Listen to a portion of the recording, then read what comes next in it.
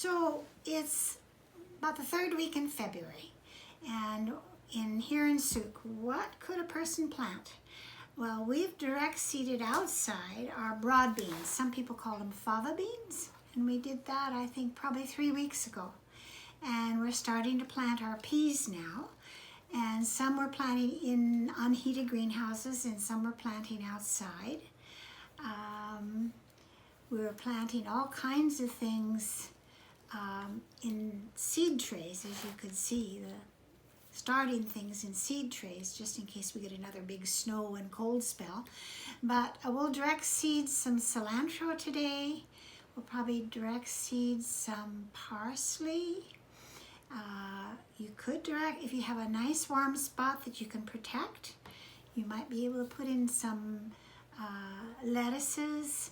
The thing is, seeds need warmth to germinate, but many of those things could take a frost once they've germinated. But if it's cold ground, they're not going to germinate. So you got to get a bit of heat to them. And actually, a lot of things will catch up too. So don't worry if you haven't got them started. You can start now or next month, and you'll be fine. They'll catch up.